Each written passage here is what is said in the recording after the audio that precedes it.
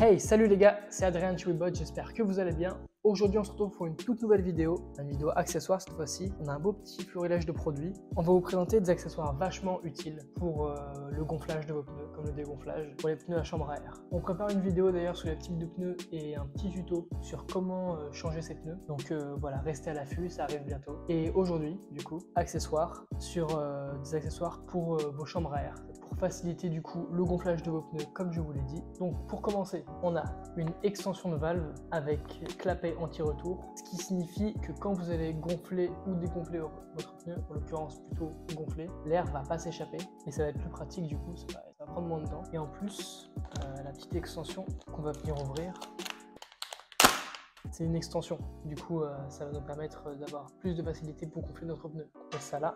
En deuxième, on a cette fois-ci un prolongateur de valve avec démonte-obus. Donc c'est quoi le démonte-obus?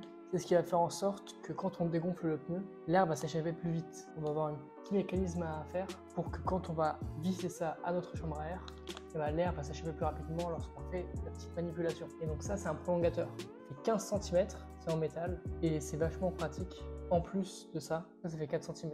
Et ça 15 cm. Donc les deux, ils servent pour prolonger la valve et faire en sorte qu'on ait plus de facilité à gonfler comme à dégonfler notre pneu. Et on va également se servir de ça, le gonfleur électrique de chez Webot, que Arthur vous avait déjà présenté dans une précédente vidéo il y a quelques temps. Et donc voilà, on va le réutiliser ici aujourd'hui. Et on est avec une Bloomy 2. Donc voilà, j'ai pris une trottinette pour avoir un pneu à chambre à air. On va voir ça tout de suite, j'installe le tout et on y va. Ok, les gars, donc là on se retrouve avec le petit setup qui a été fait devant la Bloomy 2 avec le prolongateur et l'extension. Donc comment ça va se passer? On va aussi se servir de ça évidemment. Donc le prolongateur, il sert en grande partie pour faciliter le vidage de l'air. Donc ce qu'on va faire, c'est qu'on va commencer par dégonfler le pneu de la Bloomy. On démonte ce truc là, qui est le démonte-obus. On enlève la valve, le capuchon de la valve.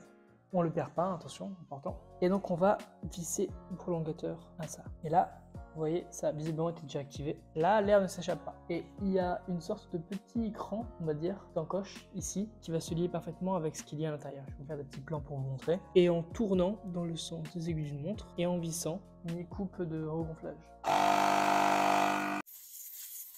Et donc, pour enlever l'air, c'est simple. Laisse totalement enfoncé. Et il va suffire de cranter, d'allier ça avec le bout. Et, vous entendez?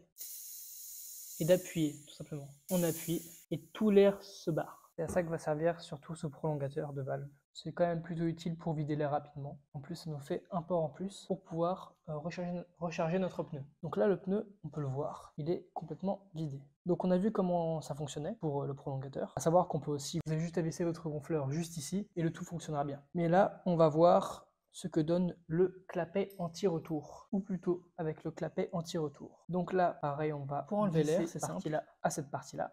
On y va, on visse. Donc pour le gonflage du pneu aussi, le taux de gonflage, il y a plusieurs normes, bar, PSI, etc. C'est souvent écrit dessus, c'est même écrit dessus de toute façon. Et donc ce pneu-là, il doit être à 50 PSI. Donc vous pouvez faire le calcul sur Internet.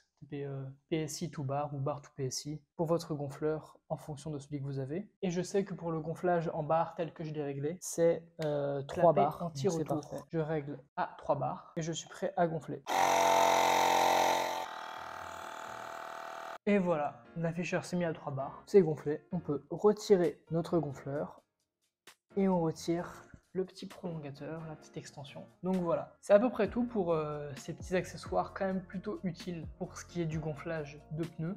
Franchement, je les recommande parce que quand même utile quand on veut pas que l'air s'échappe en général. Tiens d'ailleurs, important, on va mettre toujours le capuchon. Et donc voilà, comme je disais, je recommande vivement ces accessoires puisqu'ils sont quand même pas mal utiles. Et moi, quand je fais du vélo, c'est quand même plutôt chiant quand l'air se retire, ou quand il se retire pas justement. Donc quand il se retire pas assez vite à mon goût, ça c'est utile. Et quand j'ai pas envie que l'air s'échappe, quand je le gonfle, ça c'est utile. Donc voilà, n'hésitez pas à checker en description, on met les liens des articles comme d'habitude pour votre vélo ou votre trottinette, c'est vous qui voyez. Et nous on se retrouve pour une prochaine vidéo. Allez, à la prochaine.